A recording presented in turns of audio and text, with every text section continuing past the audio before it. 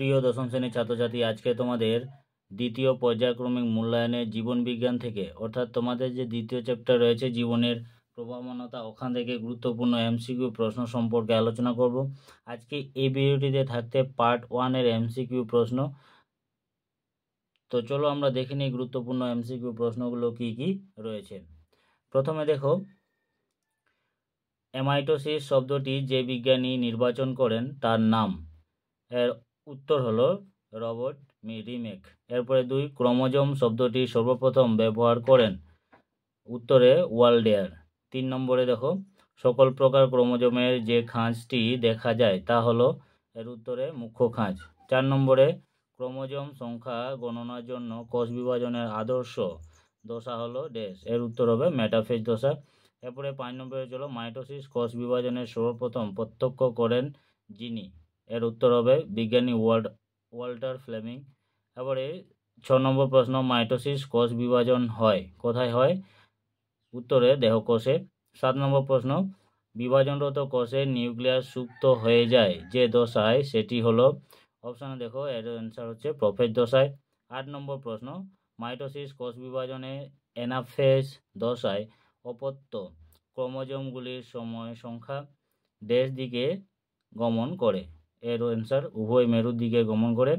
এরপর চলো নেক্সটে, সাইটোকাইনেসিস শব্দটি প্রথম ব্যবহার করেন যিনি, তিনি হলেন, এর অ্যান্সার হচ্ছে বিজ্ঞানী হুইটম্যান। এরপরে চলো নেক্সটে, যে ক্ষারমূলকটি RNA-তে থাকে কিন্তু DNA-তে থাকে না, সেটি হলো, এর অ্যান্সার হচ্ছে থাইমিন। এরপরে চলো, পশ্চাৎ গঠনের কাজটি হয়ে থাকে ড্যাশ দ্বারা। উত্তরে গোলগি বডি। মানুষের যৌন ক্রোমোজোমের সংখ্যা কত? এর অ্যান্সার দেখো 2 জোড়া। এরপরে চলো 13 নম্বর প্রশ্ন, মাইটোসিসের দীর্ঘতম দশাটি হলো ড্যাশ। অ্যান্সার হচ্ছে প্রোফেজ দশা। 14 নম্বর প্রশ্ন, মাইটোসিসের অত্যন্ত স্বল্পস্থায়ী দশাটি হলো ড্যাশ। এর অ্যান্সার অ্যানাফেজ। এবারে 15 নম্বরে চলো, মাইটোসিসের চতুর্থ দশাটি হলো ড্যাশ। এর অ্যান্সার টেলোফেজ। এরপরে চলো 16 নম্বরে, নিউক্লিয়াসের বিভাজনকে বলে কি বলা হয়? Answer karyokinesis. 17 নম্বর প্রশ্ন, মানুষের শুক্রাণু মাতৃকোষে ক্রোমোজোম সংখ্যা ড্যাশ। এর অ্যান্সার হচ্ছে 23 জোড়া। 18 নম্বরে, সিউরিন জাতীয় নাইট্রোজেন যুক্ত ক্ষারটি হলো ড্যাশ। Answer adenine.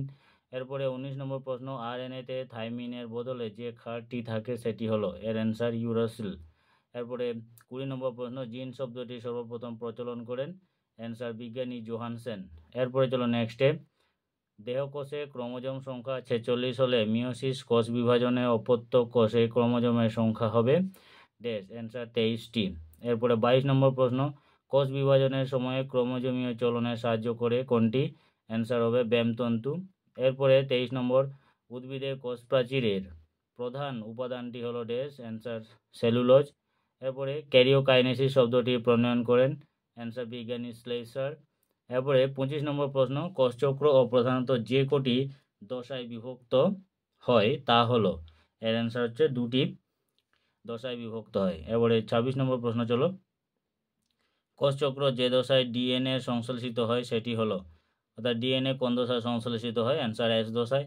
এবারে 27 দেখো, DNA সংশ্লেষ ও প্রোফেজ শুরুর মধ্যবর্তী দশা কোনটি? অ্যান্সার হবে G2। তো আজকে এই ছিল তোমাদের পার্ট 1-এ জীবনের প্রভাবনতা, অর্থাৎ দ্বিতীয় চ্যাপ্টার থেকে গুরুত্বপূর্ণ এমসিকিউ প্রশ্ন। এই প্রশ্নগুলো তোমরা ভালো করে প্রিপারেশন করো, মাধ্যমিক 2025 এবং দ্বিতীয় পর্যায়ক্রমিক মূল্যায়ন পরীক্ষার জন্য খুবই গুরুত্বপূর্ণ। তো আজকের মতো এইটুকুই, আবার দেখা হবে নেক্সট ভিডিওতে। ধন্যবাদ।